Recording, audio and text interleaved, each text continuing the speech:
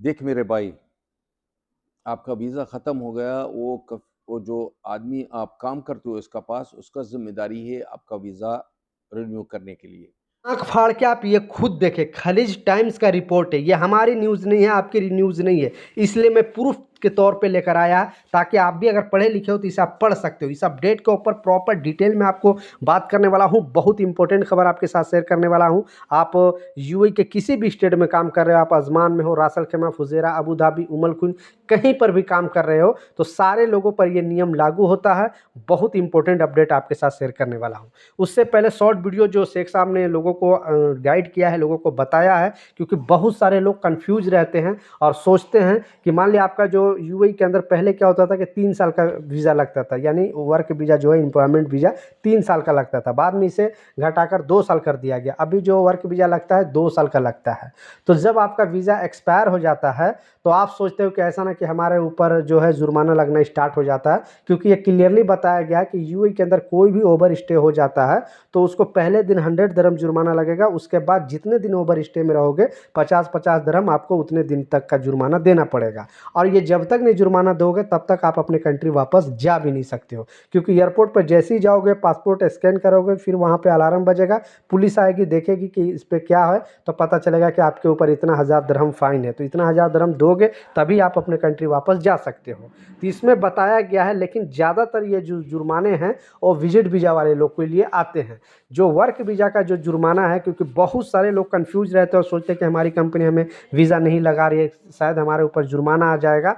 तो आप लोगों को ये गाइड किया गया, लोगों को बताया गया कि बिल्कुल आपको टेंशन लेने की ज़रूरत नहीं है। अगर कंपनी आपका वीज़ा, वर्क वीज़ा रिन्यूअल नहीं कर रही है तो ये कंपनी की जिम्मेवारी है। यानी जब भी कैंसिल कराने जाएगी कंपनी, तो उसको पहले जुर्माना भरना पड़ेगा, बाद में आपका वीज़ा कैंसिल होगा।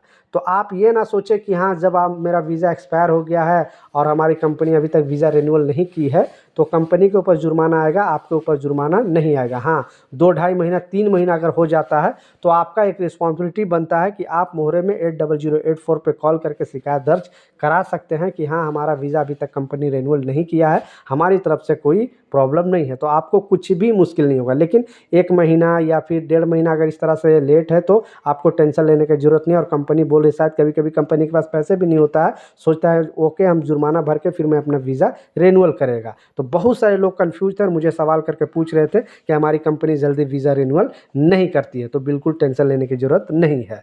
दूसरा जो इम्पोर्टेंट अपडेट है, जैसा मैं स्टार्टिंग के क्लिप में आपको दिखाया, शॉर्ट वीडियो और शॉर्ट स्क्रीनशॉट पर लगा के दिखाया, आपने खुद देखा कि 98% बहुत बड़ा नंबर है ये, ठीक है। ओनली 2% ही है जो ये चीज़ से सहमत नहीं है, लेकिन 98% लोगों ने ये चीज़ माना है।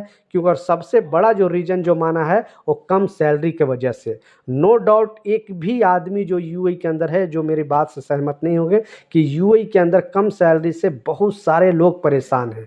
मिनिमम सैलरी का वहाँ रूल है ही नहीं। अगर आप 500 में भी एग्रीमेंट साइन कर देते हो तो गवर्नमेंट का कोई प्रॉब्लम नहीं है, आपका वीज़ा लग जाएगा। लेकिन दूसरी कंट्री में, जैसे ओमान है, कतर है, सऊदी है, बहरीन है, ये सब कंट्री में एक मिनिमम सैलरी का रूल है कि कम से कम इतना सैलरी वर्कर को होना चाहिए। उससे ऊपर जितना कंपनी देगी वो आपके लिए अच्छा है, लेकिन इससे कम नहीं। लेकिन यूएई में इस तरह का रूल अभी तक नहीं है, लेकिन गवर्नमेंट को चाहिए कि इस पर कुछ ध्यान दिया जाए, क्योंकि इमराती लोगों के लिए एक नया अपडेट आया था। आप लोग को भी न्यूज़ में मैंने बताया था कि कम से कम अब इमराती को अगर कोई कंपनी काम में रखता है तो उनको मिनिमम सैलरी है 6000 दरहम। इससे नीचे अगर कोई कंपनी देगा तो उस पर जुर्माना लगाया जाएगा। तो उसी तरह कामगारों को भी जो है सैलरी बढ़नी चाहिए और कम जो सैलरी, एक मिनिमम सैलरी होनी चाहिए कि कम से कम जो टेक्नीशियन है उनको इतनी सैलरी होनी चाहिए, जो फ्रेशर है उसको इतनी सैलरी होनी चाहिए, हेल्पर है इससे कम सैलरी नहीं होनी चाहिए। तो इस जो सर्वे हुआ है, इस अपडेट में जो बताया गया है कि 98% जो भी कामगार हैं यूएई के अंदर, 4.3 मिलियन तो सिर्फ भारतीय हैं। आप समझ सकते हो कितनी बड़े तादाद में भारतीय लोग यहाँ पे काम करते हैं। यानी 43% यूएई का, 27% सिर्फ यहाँ पे इंडियन काम करते हैं। मिनी इंडिया भी कहा जाता है यहाँ पे। दुनिया में सबसे ज़्यादा कामगार जो यूएई के अंदर रहते हैं इंडियन, और सबसे ज़्यादा पैसे भी यहाँ से ही भेजा जाता है इंडिया में।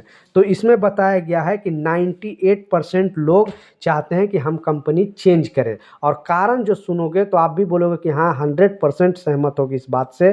कारण इसमें बताया क्योंकि ये हम आपको न्यूज़ नहीं बता रहे, ये जो रियलिटी आई है, जो न्यूज़पेपर में आई है, खलीज टाइम्स के अंदर गवर्नमेंट खुद उसे ऑथराइज़ की है, गवर्नमेंट खुद इसे लाइसेंस दिया है, उन्होंने इस प्रिंट को छापा है और बताया है कि 98% लोग कंपनी बदलना चाहते हैं। कारण जैसा बताया है कम सैलरी की वजह से, यानी कम सैलरी की वजह से लोग परेशान है, इस वजह से कंपनी बदलना चाहती है। अब सारी कंपनी ये सर्वे आने के बाद टेंशन में है कि शायद अब उनको मौका मिले, गवर्नमेंट थोड़ा भी लूज अगर देगी तो इमीडिएटली बहुत सारे लोग हैं वो कंपनी बदलना चाहेंगे। तो आपको भी अगर कंपनी बदलना है तो मैं एक सजेशन आपको दूंगा। बहुत सारे लोग कंफ्यूज रहते हैं, सोचते हैं मैं कैसे बदलूं, क्या रूल फॉलो करूं। कुछ भी आपको करने की ज़रूरत नहीं है। अब मैं स्टेप बाय स्टेप अगर बताऊंगा तो लंबी वीडियो हो जाएगी, लेकिन गवर्नमेंट खुद आपको बताएगी। जो नंबर है 80084 पे कॉल करके अपना समस्या, कोई भी भाषा आप जानते हो, उर्दू जानते हो, हिंदी जानते हो, इंग्लिश जानते हो, मलयालम जानते हो, बंगाली जानते हो, कोई भी लैंग्वेज जानते हो, उस लैंग्वेज में, क्योंकि गवर्नमेंट को लोग रखा है उन लोग को इस प्रॉब्लम के सलूशन के लिए।